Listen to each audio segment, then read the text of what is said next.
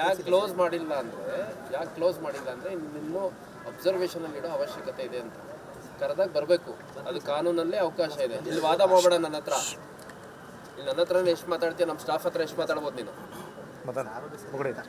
ಆರೋಗ್ಯ ಸರಿ ಇಲ್ಲದೆ ಏನಾಗಿಲ್ಲ ನಿನಗಿಂತ ಕೆಟ್ಟ ಆರೋಗ್ಯ ಇರೋರೆಲ್ಲ ಬಂದಿದ್ದಾರೆ. ಯಾವೊಂದು ಮನೆ ಹಾಳು ಮಾಡೋದಲ್ಲ, ಕೊಲೆ ಮಾಡಿ ಅದೇ ಅಕ್ವಿಟ್ ಆಗಿರ್ಬೋದು. ಕೇಸ್ 1000 ರೀಸನ್ಸ್ ಇರ್ತವೆ ಅಕ್ವಿಟ್ ಆಗಲಿಕ್ಕೆ. ಪೊಲೀಸ್ ಅರೆಸ್ಟ್ ಮಾಡಿದ್ದಾರೆ ಅಂದರೆ 100% ಇನ್ವಾಲ್ವ್ ಆಗಿರ್ತೀಯ ಅಂತ ಅರೆಸ್ಟ್ ಮಾಡಿರ್ತಾರೆ. ನಡಿ, ಹಂಗೆಲ್ಲ ಆರ್ಗ್ಯುಮೆಂಟ್ ಮಾಡಿದ್ರೆ ಅಬ್ಸ್ಟ್ರಕ್ಷನ್ ಟು ಡ್ಯೂಟಿ ಅಂತ ಕೇಸ್ ಮಾಡ್ರಿ. ಕೇಸ್ ಇಲ್ಲ ಅಂತಂದ್ರೆ ಕೇಸ್ ಮಾಡಕ್ಕೆ ಬರಲ್ಲ ನಿಮಗೆ. ಸ್ಟೇಷನ್ಗಳಿಗೆ ರೌಡಿ ಶೀಟ್ ಓಪನ್ ಮಾಡೋದೇ ಅವ್ರದ್ದೆಲ್ಲ ಚಲನವಲನ ವಾಚ್ ಮಾಡಲಿಕ್ಕೆ. ಈಗ ನೋಡಿ ಯಾರ್ಯಾರು ಈ ಥರದ್ದು ಎಲಿಮೆಂಟ್ಸ್ ಎಲ್ಲ ಸಂಘಟನೆಗಳು ಅವು ಇವು ಸೇರಿಕೊಂಡು ಸುಮ್ಮನೆ ದಿಕ್ ತಪ್ಪಿಸ್ತಾ ಇದ್ದಾರೆ ನೋಡಿ ಅಂಥವ್ರನ್ನೆಲ್ಲ ವಾಚ್ ಮಾಡಿ. ನವೀನ್ ಪೇರು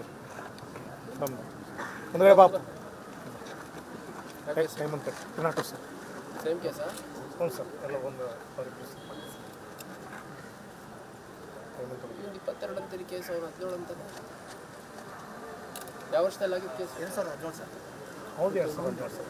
ಒಂದು ಬೇರೆ ಇವರಿಬ್ಬರು ಏನು ಮಾಡ್ತೀನಿ ಅಂತ ಕೆಲಸ ಇದೇನಿದೆ? ಕನ್ನಡ ಬಾವುಟ ಹಾಕೊಂಡು ಎಲ್ಲ ಇವು ಶೋ ಆಫ್ ಬಿಡ್ರಿ ಆಯಿತಾ? ಕುಂಕುಮ ಹಚ್ಕೊಂಡು ಇವೆಲ್ಲ ಧಾರ್ಮಿಕತೆ ತೋರಿಸುವಂಥ ಅಷ್ಟು ಧಾರ್ಮಿಕ ಜನ ಏನಲ್ಲ ನೀವು.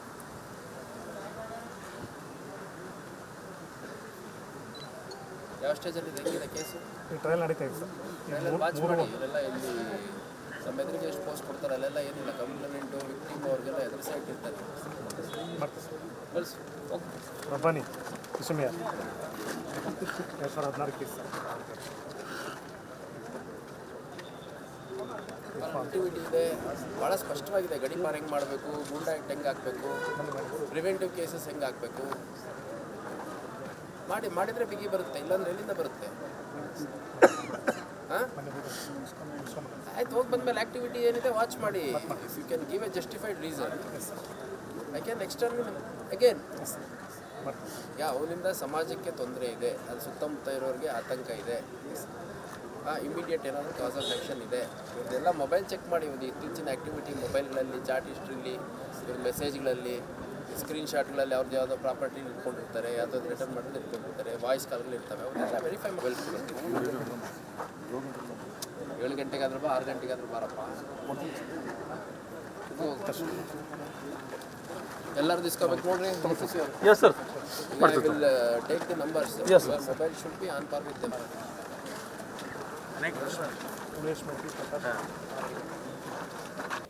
ಉಪಯೋಗಕ್ಕೆ ಮುಂದಾಗಬಾರ್ದು ಅಂತಂದು ಎಚ್ಚರಿಕೆಯನ್ನು ನೀಡಿದ್ದೇವೆ. ಮತ್ತು ಅವರ ಮೊಬೈಲ್ಗಳು, ಅವ್ರದ್ದು ಸೋಷಿಯಲ್ ಮೀಡಿಯಾ ಪ್ಲ್ಯಾಟ್ಫಾರ್ಮ್ಸ್ ಎಲ್ಲ ಚೆಕ್ ಮಾಡೋದ್ರ ಮುಖಾಂತರ ಭಾಳಷ್ಟು ಮಾಹಿತಿಯನ್ನು ಕೂಡ ಪಡ್ಕೊಂಡಿದ್ದಾರೆ ನಮ್ಮ ಅಧಿಕಾರಿ ಸಿಬ್ಬಂದಿಗಳು.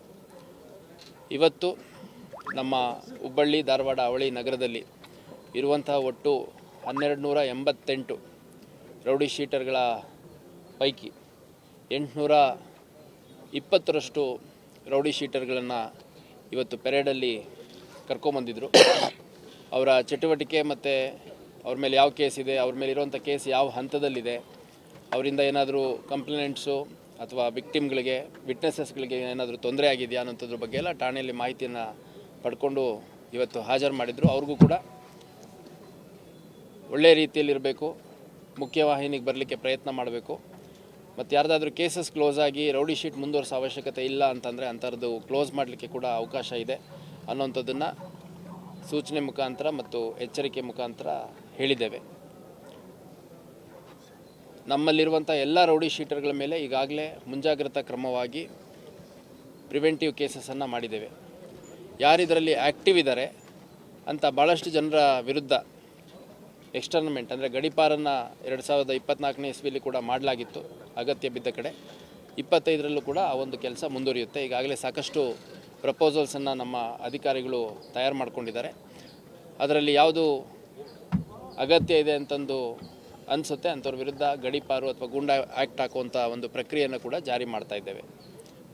ಸೊ ಇಷ್ಟಾಗಿಯೂ ಹೊಸ ವರ್ಷದ ಆಚರಣೆ ಹಿನ್ನೆಲೆಯಲ್ಲಿ ಪಬ್ಲಿಕ್ ಅಡ್ರೆಸ್ ಸಿಸ್ಟಮ್ ಯೂಸ್ ಮಾಡುವಂಥದ್ದು ಇರ್ಬೋದು, ಲಿಕ್ಕರ್ ಪರ್ಮಿಷನ್ಸ್ ಇರ್ಬೋದು, ಅದು as per the guidelines of the government ಏನಿದೆ ಆ ಪ್ರಕಾರ ಇರುತ್ತೆ. ಅದನ್ನು ಯಾರು ವೈಲೇಟ್ ಮಾಡಬಾರ್ದು ಅಂತಂದು ಠಾಣಾವಾರು ನಾವು ಸಭೆಯನ್ನು ಮಾಡಿ ಸಂಬಂಧಪಟ್ಟ ಎಸ್ಟಾಬ್ಲಿಷ್ಮೆಂಟ್ಸ್ಗಳಿಗೆ ಸೂಚನೆಯನ್ನು ಕೊಡುವಂಥ ಕೆಲಸ ಕೂಡ ಮಾಡಿದ್ದೇವೆ. ಅದರ ಜೊತೆಗೆ ಮಹಾನಗರ ಪಾಲಿಕೆಯ ಜೊತೆ ನಾವು ಸಂಪರ್ಕವನ್ನು ಸಾಧಿಸಿ ಅಗತ್ಯ ಇರುವಂಥ ಜಾಗಗಳಲ್ಲಿ CCTV ಏನಾದರೂ ಬೇಕಾದರೆ ಆ ಕೋರಿಕೆಯನ್ನು ಕೂಡ ಕೊಟ್ಟಿದ್ದೇವೆ. ಅದರ ಜೊತೆಗೆ ನಮ್ಮ ಹುಬ್ಬಳ್ಳಿ ಧಾರವಾಡ ನಗರದ ಸಂಪೂರ್ಣ ಅಧಿಕಾರಿ ಸಿಬ್ಬಂದಿಗಳು, ನಮ್ಮ ರಿಸರ್ವ್ ಪೊಲೀಸ್, ಹೋಮ್ ಗಾರ್ಡ್ ಎಲ್ಲ ಸೇರಿ ಸುಮಾರು 2,000 ಜನರ ಅಧಿಕಾರಿ ಮತ್ತು ಸಿಬ್ಬಂದಿಗಳ ಒಂದು ಅತ್ಯುತ್ತಮ ತಂಡ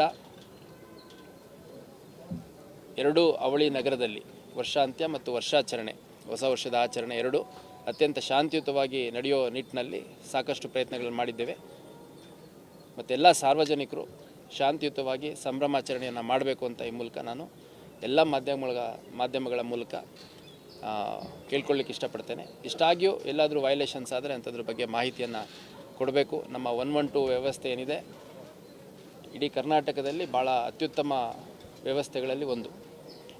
ನಮ್ಮ response time less than 5 minutes ಇದೆ, ಅಪ್ರಾಕ್ಸಿಮೇಟ್ಲಿ 5 ಮಿನಿಟ್ಸ್. ಅಂದರೆ ಯಾವುದೇ ಒಂದು 112 ನೀವು ಕರೆ ಮಾಡಿದ ತಕ್ಷಣ ಅದು ಸ್ಥಳಕ್ಕೆ ರೀಚ್ ಆಗೋದು ಅರೌಂಡ್ 5 ಮಿನಿಟ್ಸ್ ಅಷ್ಟೇ ಹಿಡಿಯುತ್ತೆ. ಹಾಗಾಗಿ ಎಲ್ಲಿ ಏನೇ ಒಂದು ಪಬ್ಲಿಕ್ ಪ್ಲೇಸಲ್ಲಿರ್ಬೋದು, ರಸ್ತೆಗಳಲ್ಲಿರ್ಬೋದು ನ್ಯೂಸೆನ್ಸ್ ಆದಂಥ ಸಂದರ್ಭದಲ್ಲಿ ಯಾರೇ ಸಾರ್ವಜನಿಕರಿಗೆ ಇದ್ರ ಬಗ್ಗೆ ಮಾಹಿತಿ ಬಂದರೂ 112ಗೆ ಕರೆ ಮಾಡಿದರೆ ವಿತಿನ್ 5 ಮಿನಿಟ್ಸು ನೀವು ಹೇಳಿದ ಜಾಗಕ್ಕೆ ತಲುಪುವಂಥ ಒಂದು ವ್ಯವಸ್ಥೆ ನಮ್ಮಲ್ಲಿದೆ. 20ಕ್ಕೂ ಹೆಚ್ಚು ವಾಹನಗಳು 112 ಕರ್ತವ್ಯ ನಿರ್ವಹಿಸ್ತಾ ಇದ್ದಾವೆ. ಅದಕ್ಕೆ ಹೆಚ್ಚುವರಿಯಾಗಿ ನಮ್ಮ ಅಧಿಕಾರಿಗಳ ಮತ್ತು ಸಿಬ್ಬಂದಿಗಳ ತಂಡ, ಅದು 2 ವೀಲರ್ ಮೇಲಿರ್ಬೋದು, 4 ವೀಲರ್ ಮೇಲಿರ್ಬೋದು, ಅಥವಾ ಪಿಕೆಟ್ ಪಾಯಿಂಟ್ಸ್ ಇರ್ಬೋದು, ಚೆಕಿಂಗ್ ಪಾಯಿಂಟ್ಸ್ ಇರ್ಬೋದು, ಎಲ್ಲ ಕಡೆ ವರ್ಷಾಂತ್ಯ ಮತ್ತು ಹೊಸ ವರ್ಷದ ಆಚರಣೆ ಸಂದರ್ಭದಲ್ಲಿ ನಿಯೋಜನೆಗೊಂಡಿರುತ್ತೆ. ಈಗಾಗಲೇ ನಾವು ಡ್ರಂಕ್ ಆ್ಯಂಡ್ ಡ್ರೈವ್ ಕೇಸ್ಗಳನ್ನು ಹೆಚ್ಚುವರಿಯಾಗಿ ಹಾಕಲಿಕ್ಕೆ ಸೂಚನೆ ಕೊಟ್ಟಿದ್ದೀವಿ, ಆಗ್ತಾಯಿದ್ದಾರೆ. ಮತ್ತು ನಂಬರ್ ಆಫ್ ಕೇಸಸ್ಸು ಕೂಡ ಜಾಸ್ತಿ ರಿಪೋರ್ಟ್ ಆಗ್ತಾಯಿದೆ. ಯಾಕೆಂದರೆ ವರ್ಷಾಂತ್ಯಕ್ಕೆ ಭಾಳಷ್ಟು ಜನ ಹುಬ್ಬಳ್ಳಿ ಧಾರವಾಡ ನಗರಕ್ಕೆ ಬಂದು ಇಲ್ಲಿ ಸಂಭ್ರಮಾಚರಣೆ ಮಾಡುವಂಥದ್ದು ಆ ಪ್ರಕ್ರಿಯೆ ಈಗಾಗಲೇ ಪ್ರಾರಂಭ ಆಗಿದೆ. ಹಂಗಾಗಿ ತಮ್ಮ ವೈಯಕ್ತಿಕ ಸುರಕ್ಷತೆ ಮತ್ತು ರಸ್ತೆ ಮೇಲಿರುವಂಥ ಪ್ರತಿಯೊಬ್ಬರ ಸುರಕ್ಷತೆಯನ್ನು ಗಮನದಲ್ಲಿಟ್ಕೊಂಡು ಎಲ್ಲ ವಾಹನ ಚಾಲಕರು ಯಾವುದೇ ಕಾರಣಕ್ಕೂ ಮದ್ಯಪಾನ ಮಾಡಿ ವಾಹನ ಚಲಾಯಿಸಬಾರ್ದು. ಮತ್ತು ಹೆಲ್ಮೆಟ್ ಉಪಯೋಗ ಮಾಡುವಂಥದ್ದು ಇರ್ಬೋದು, ಟ್ರಿಪಲ್ ಡ್ರೈವಿಂಗ್ ಮಾಡದೇ ಇರುವಂಥದ್ದು ಇರ್ಬೋದು, ರಾಂಗ್ ಸೈಡ್ ಮೂಮೆಂಟ್ ಮಾಡದೇ ಇರುವಂಥದ್ದು ಇರ್ಬೋದು, ಮತ್ತು ಲೇಟ್ ನೈಟ್ ಅನ್ನೆಸೆಸರಿ ಯಾರು ಓಡಾಡದೇ ಇರುವಂಥದ್ದು ಇರ್ಬೋದು, ಅದನ್ನೆಲ್ಲ ಪಾಲನೆ ಮಾಡಬೇಕು ಅಂತ ನಾನು ಈ ಮೂಲಕ ಎಲ್ಲರಿಗೂ ಕೋರ್ಕೊಳ್ಳಿಕ್ಕೆ ಇಷ್ಟಪಡ್ತೇನೆ. ಆಕ್ಟಿವ್ಸ್ ರೌಡಿಗಳೇನಿದ್ದಾರೆ ಅವರೇ ಇಲ್ಲಿ ಕಾಣಿಸ್ತಾರೆ ಸರ್ ಪರೇಡ್ನಲ್ಲಿ? ಅಲ್ಲ, ಈಗ ಆ್ಯಕ್ಟಿವ್ ಇರೋವಂಥದ್ದು ಭಾಳಷ್ಟು ಜನ JCಲಿದ್ದಾರೆ. ಒಂದು ನಾನು ವೆರಿಫೈ ಮಾಡ್ದಂಗೆ, ಯಾಕಂದರೆ ಸ್ಟೇಷನ್ ವೈಸು ನಮ್ಮದೇ ಆದಂಥ ಒಂದು ಪಟ್ಟಿ ಇದೆ. ಸಾಕಷ್ಟು ಜನ ಅದರಲ್ಲಿ JC ಇದ್ದಾರೆ. ಮತ್ತು ಇನ್ನು ಕೆಲವು ಇವತ್ತು ಕೋರ್ಟ್ ಇರುವಂಥದ್ದು 1-2 ಪ್ರಕರಣಗಳು ಕೂಡ ಹೇಳಿದರು. ಇದು ಹೊರತುಪಡಿಸಿ ಕೂಡ ಇನ್ನು ನಮ್ಮ CCB ಅವರಿಗೆ ಒಂದಷ್ಟು ಜನನ ಪಟ್ಟಿ ಕೊಟ್ಟಿದ್ದೇನೆ. ಆ ಪ್ರಮುಖ ಯಾರಿದ್ದಾರೆ ಅವ್ರನ್ನೆಲ್ಲ ವೆರಿಫೈ ಮಾಡಬೇಕು. Rowdy sheeter is rowdy sheeter, ಅದರಲ್ಲಿ ಆ್ಯಕ್ಟಿವ್ ಇನ್ಆ್ಯಕ್ಟಿವ್ ಎಲ್ಲರನ್ನೂ ಕರ್ಕೊಂಬರ್ಬೇಕು. ಅದರಲ್ಲಿ ಆ್ಯಕ್ಟಿವ್ ಇರೋವಂಥವ್ರು ಮತ್ತು ಅವರಿಂದ ಸ್ವಲ್ಪ ಪಬ್ಲಿಕ್ ಸೇಫ್ಟಿಗೆ ಥ್ರೆಟ್ ಇರೋವಂಥದ್ದು ಯಾವುದಿದೆ ಅಂಥವ್ರನ್ನ ಕಡ್ಡಾಯವಾಗಿ ಕರ್ಕೊಂಡೇ ಬರಬೇಕು ಅಂತ ಸೂಚನೆ ನೀಡಿದ್ದೀನಿ. ಅಷ್ಟಾಗಿ ಇನ್ನು ಯಾರ್ಯಾರನ್ನ ಕರ್ಕೊಂಬಂದಿಲ್ಲ ಅನ್ನೋಂಥದ್ದು ಇವಾಗ ಪಟ್ಟಿ ಮಾಡ್ತೀವಿ, ನಮ್ಮ DCPಗಳು ವೆರಿಫೈ ಮಾಡ್ತಾರೆ. ಆದರೆ ಇನ್ನು ಯಾರ್ಯಾರು ಬಂದಿಲ್ಲ ಅವ್ರನ್ನೂ ಇವತ್ತು ನಾಳೆಯಲ್ಲಿ ಕರೆಸುವಂಥ ಕೆಲಸ ಮಾಡ್ತೀವಿ. ಇಲ್ಲ, ಕೆಲವು ಖಂಡಿತ ಈಗೇನಾಗುತ್ತೆ, 307, 302 ಆಮೇಲೆ ಅಟ್ರಾಸಿಟಿ ಕೇಸ್ ಇರ್ಬೋದು, ಅಥವಾ ಅದರ್ ವೈಲೆಂಟ್ ಅಫೆನ್ಸಸ್ಸು, ಮತ್ತು ಹೆಣ್ಮಕ್ಳಿಗೆ ಚುಡಾಯಿಸುವಂಥದ್ದು, ಹೆಣ್ಮಕ್ಳಿಗೆ ತೊಂದರೆ ಕೊಟ್ಟಿರುವಂಥದ್ದು, ಈ ಥರದ ಸಾಕಷ್ಟು ಪ್ರಕರಣಗಳು ನಮಗೆ ಯಾವ್ಯಾವ ಕೇಸ್ಗಳಲ್ಲಿ ನಾವು ರೌಡಿ ಶೀಟ್ ಓಪನ್ ಮಾಡ್ಬೋದು ಅನ್ನೋದ್ರ ಬಗ್ಗೆ ನಮಗೆ ಭಾಳ ಸ್ಪಷ್ಟವಾದ ಮಾರ್ಗಸೂಚಿ ಇದೆ. ಆ ಪ್ರಕಾರ ಮಾಡಿರ್ತಾರೆ. ಕೆಲವು ಸಂದರ್ಭಕ್ಕೆ ಅದನ್ನು ಓಪನ್ ಮಾಡೋದು ಅಗತ್ಯತೆ ಇದೆ ಅಂತ ಅನಿಸಿರುತ್ತೆ, ಓಪನ್ ಮಾಡಿರ್ತಾರೆ. ಅಂಥವು 6-7 ವರ್ಷ ಆಗಿದೆ, 7-8 ವರ್ಷ ಆಗಿದೆ, ಕೆಲವು 10 ವರ್ಷ ಆಗಿದೆ, ಅಂಥವೆಲ್ಲ ಮುಕ್ತಾಯ ಮಾಡೋ ಅಗತ್ಯತೆ ಕಂಡು ಬಂದಿದೆ. ಈಗಾಗಲೇ ಸಾಕಷ್ಟು ಪ್ರಪೋಸಲ್ಸ್ ನಮ್ಮ ಸ್ಟೇಷನ್ಗಳಿಂದ ACP ಅವ್ರುಗಳಿಗೆ ಮತ್ತು DCP ಹಂತದಲ್ಲಿ ಪರಿಶೀಲನೆಯಲ್ಲಿದೆ. ಯಾವ ಅಗತ್ಯತೆ ಇಲ್ಲ ಅನಿಸುತ್ತೆ ಅಂಥವನ್ನು ಮುಕ್ತಾಯ ಮಾಡ್ತೀವಿ. ಯಾಕಂದರೆ 1288 ಅಂದರೆ ನಮ್ಮ ಸಿಬ್ಬಂದಿಗಳ ಸಂಖ್ಯೆಗಿಂತ ಜಾಸ್ತಿ ಆಯಿತು. ನಮ್ಮ ಸ್ಟೇಷನಲ್ಲಿರುವಂಥ ಸಿಬ್ಬಂದಿಗಳಿಗಿಂತ ಸಂಖ್ಯೆಗಿಂತ ಹೆಚ್ಚು ರೌಡಿ ಶೀಟರ್ ಸಂಖ್ಯೆ ಇದ್ದಾಗ ಅವ್ರದ್ದು ಮೂಮೆಂಟು ಟ್ರ್ಯಾಕ್ ಮಾಡುವಂಥದ್ದೆಲ್ಲ ಕಷ್ಟ ಆಗುತ್ತೆ. ಹಂಗಾಗಿ ಅನಾವಶ್ಯಕವಾಗಿರುವಂಥವು ಯಾವಿದ್ದಾವೆ ಅಂಥವನ್ನು ಕ್ಲೋಸ್ ಮಾಡಲಿಕ್ಕೆ ಆದಷ್ಟು ಬೇಗ ಕ್ರಮ ಕೈಗೊಳ್ಳಲಾಗುತ್ತೆ.